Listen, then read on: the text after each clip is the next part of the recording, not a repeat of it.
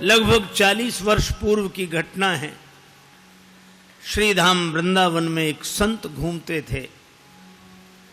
उन्हें देखकर कोई यह नहीं कहता था कि स्वामी जी आ रहे हैं, संत जी आ रहे हैं, बाबा जी आ रहे हैं। ना, वे एक ही बात कहते थे, जज साहब आ रहे हैं। उन्हें देखकर हर कोई कहता जज साहब आ रहे हैं, जज साहब। एक महात्मा ने पूछा कि इनको जज साहब क्यों बोलते हैं? तो उन संत ने बड़ी अद्भुत बात बताई कि पहले ये जज ही थे। दक्षिण भारत के किसी कस्बा नुमा छोटे से शहर में जज के पद पर थे और उसी शहर के पास एक छोटा सा गांव में रहने वाला एक केवट, वो इतना सरल था, इतना सरल। कोई भी पूछता केवट भैया वो बात कैसी है, तो केवट कहता रघुनाथ जी जाने, मैं तो कुछ नहीं जानता। इतना सरल। लोगों ने उसका नाम रख दिया भोला। कोई कुछ भी पूछता भैया रघुनाथ जी जाने, मैं तो नहीं जानता कुछ, रघुनाथ जी जाने। केवट के 2 बेटे, एक बेटी। बेटी विवाह के योग्य सयानी हुई। बेटों ने कहा कि पिताजी गांव के साहूकार सेठ जी से रुपया उधार ले ले, विवाह के बाद चुका देंगे, हम लोग कमाई करेंगे। ठीक है। सेठ जी के पास गया, 200 रुपए उधार लिया, ब्याज की दर तय हो गई। भाइयों ने बहन का विवाह किया। बेटी घर से विदा हुई पिता के घर के लिए। केवट ने भी घर छोड़ दिया, श्री रघुनाथ जी के मंदिर में ही रहने लगा।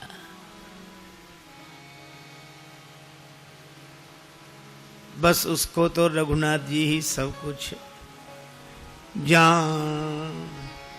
जाऊं कहाँ तजी चरण तुम्हारे, जाऊं कहाँ तजी चरण तुम्हारे, जाऊं कहाँ तजी चरण तुम्हारे, जाऊं कहाँ तज चरण तुम्हारे।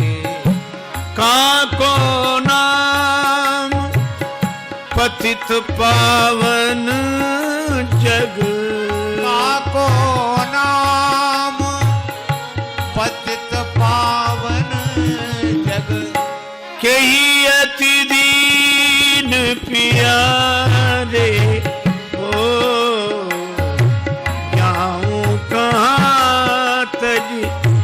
चरण तुम्हारे, जाऊं कहाँ तज चरण तुम्हारे, जाऊं कहाँ तज चरण तुम्हारे। मंदिर में रहता, झाड़ू लगाता, रघुनाथ जी का दर्शन करता, आनंदित रहता। बेटों ने कमाई की, पैसा केवट को लाकर दिया, पिताजी जिनसे उधार लिया है वापस करें। केवट गया, सेठ जी को रुपया वापस दिया, ब्याज दिया। सेठ जी ने रसीद लिख ली, हिसाब किताब चुकता, पाई पाई से पैसा प्राप्त। केवट को दी रसीद, पढ़ो क्या लिखा है। केवट बोला मैं कुछ नहीं जानता, रघुनाथ जी जाने। सेठ के मन में पाप आ गया, ये रसीद हमें दे दो, ये कागज हमें दे दो। और दूसरे कागज पर कुछ ऐसे ही लिख कर दिया, पानी ले आओ। वो पानी लेने गया, कागज बदल दिया। केवट जो कागज लेकर आए उस पर ऐसे ही कुछ लिखा था। रघुनाथ जी के चरणों में रसीद समझ के कागज को रखा, फिर अपने कक्ष की अलमारी में रख दिया और प्रसन्न रहने लगा। सिर पर सीताराम फिकर फिर क्या करना, सिर पर सीताराम फिकर फिर क्या करना, क्या करना क्या करना, फिकर फिर क्या करना, क्या करना क्या करना, फिकर फिर क्या करना। सिर पर सीताराम फिकर फिर क्या करना, सिर पर सीताराम फिकर फिर क्या करना। तेरे बिगड़े बनेंगे काम फिकर फिर क्या करना, फिर बिगड़े बनेंगे काम फिकर फिर क्या करना। पितु रघुवर श्री जानकी मैया, पितु रघुवर श्री जानकी मैया, फिर क्यों परेशान हो भैया, फिर क्यों परेशान हो भैया। कटेंगे कष्ट तमाम फिकर फिर क्या करना, तेरे कटेंगे कष्ट तमाम फिकर फिर क्या करना। सिर पर सीताराम फिकर फिर क्या करना, सिर पर सीताराम फिकर फिर क्या करना। इसी भाव में रहता केवट ने भगवान के भरोसे सब छोड़ दिया था और सेठ जी ने केवट के विरुद्ध मुकदमा कर दिया और मुकदमा इन्हीं जज साहब की अदालत में आया, इन्हीं जज साहब के।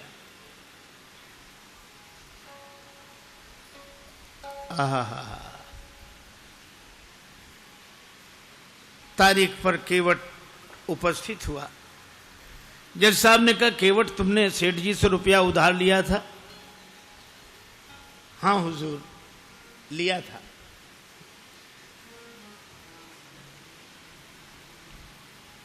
दे दिया? हाँ दिया साहब। कोई प्रमाण है? ये रसीद। जज साहब ने देखा, बोले इससे तो सिद्ध नहीं होता कि तुम रुपया दे चुके हो। केवट रोने लगा, हुजूर माई बाप हम तो इसी को सब कुछ समझे थे। जज साहब को दया लगी, अच्छा रो मत, तुम ये बताओ जब तुमने सेठ जी को रुपया वापस दिया तब तुम्हारे और सेठ जी के बीच में कोई और था? केवट उसी सहजता में बोला कि हमारे और सेठ जी के बीच में उस समय सिवा रघुनाथ जी के कोई नहीं था।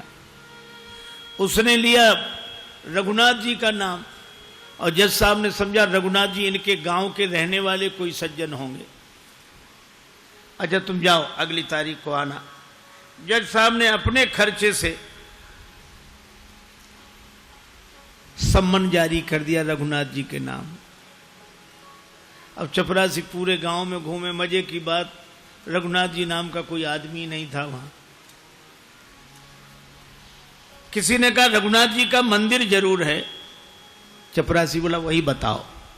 मंदिर पर गया, पुजारी जी बाहर बैठे सीताराम सीताराम सीताराम सीताराम सीताराम कर रहे थे और जो चपरासी ने देखा, पुजारी जी से बोला रघुनाथ जी का मंदिर यही है? पुजारी जी बोले हाँ। तो ले लो। अब पुजारी जी ने जो देखा कि सम्मन, मन में सोचने लगे जब भगवान ने मंगा ही लिया है तो हम वापस काहे को करें।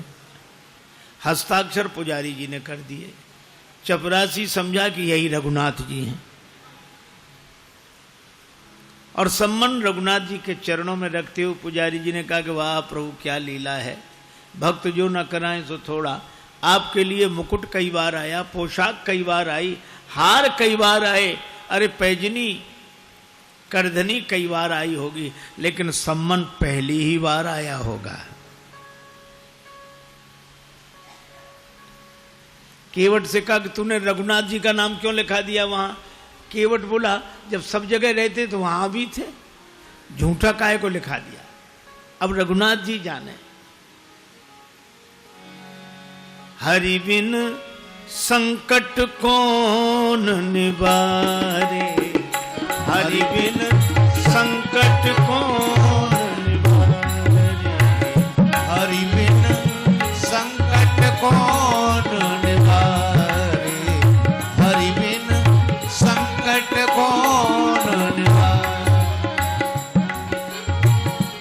साधनहीन मलिन दीन में जाऊं कहीं के द्वारे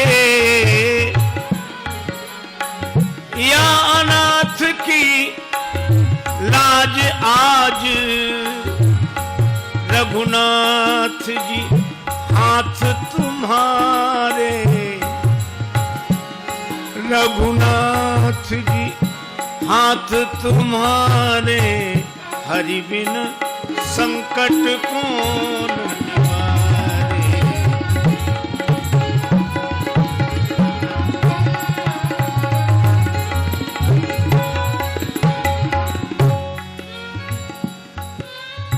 एक ही भरोसा जाएगी लाज तुम्हारे जाएगी लाज तुम्हारे नाथ मेरो कह बिगड़े गो जाएगी लाज तुम्हारे।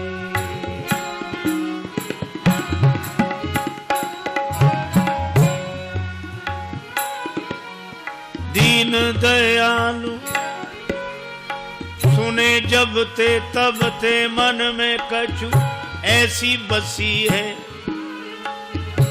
जाऊं टेरूं कहां और जाऊं कहां बस तेरे ही नाम की फेंट कसी है।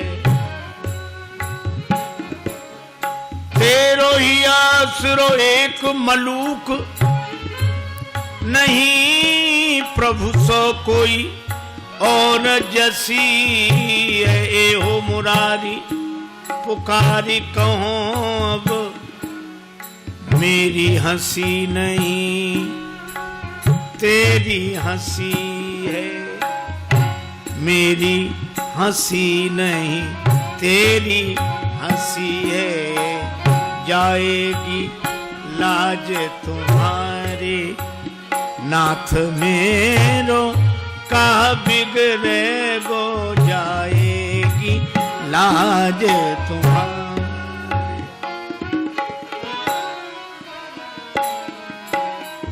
वह निश्चिंत रहता है। अब राम जी जाने मंदिर में झाड़ू लगाए तो रघुनाथ जी की तरफ देखे बर्तन मांजे तो रघुनाथ जी की तरफ देखे जीवन ऐसा बस राम जी के चरणों में समर्पित। तारीख के एक दिन पहले पुजारी जी ने कहा केवट जाइए जरूर उसका आपके अलावा और कोई नहीं है। कहा जाए इनकी बैठक में रखा हुआ रजिस्टर मंगाया जाए उस रजिस्टर में वो रसीद अब तक सुरक्षित है। सर्वांतरयामी भगवान से क्या छिप सकता था। चपरासी को भेजा गया रजिस्टर मंगाया गया और रसीद मिल गई। सेठ जी दंडित हुए केवट भाई जित बरी हुआ गवाह महाराज तो चले ही गए थे। अपने चैम्बर में जज साहब ने केवट को बुलाया। केवट एक बात पूछे। हाँ पूछिए हुजूर। ये रघुनाथ जी कहां रहते हैं? केवट ने कहा हुजूर जहां हम रहते हैं। तो तुम कहां रहते हो? कहां जा रघुनाथ जी रहते हैं।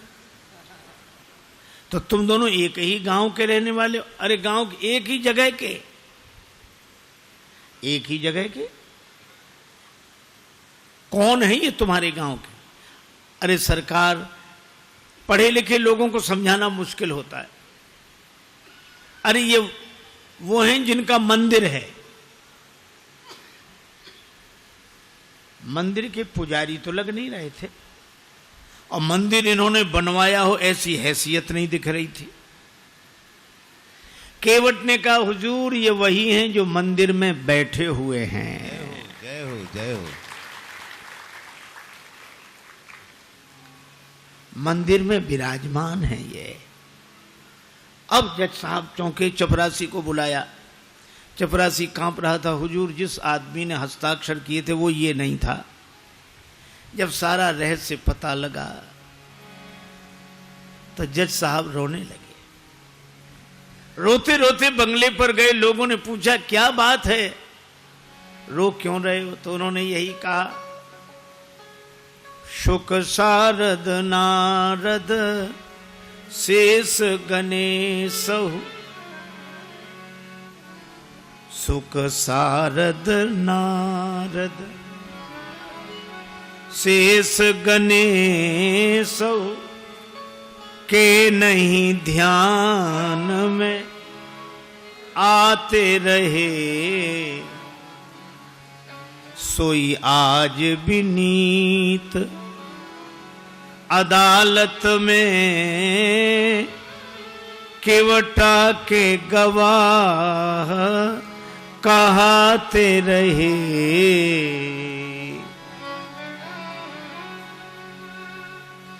जो शुक सनकादिक के ध्यान में नहीं आए, वे भगवान आज केवट की गवाही देते रहे। तो किसी ने कहा कि आप रोते क्यों हैं, खुश होना चाहिए।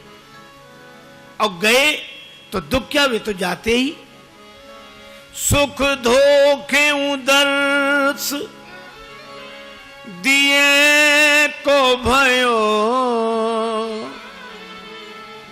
दुख नाहिन जो तज जाते रहे। दुख तो केवल एक बात का है, बड़ी बेअदबी हो गई आज उनके विरुद्ध। कुर्सी पे बना, कुर्सी पे बना जज बैठा रहा,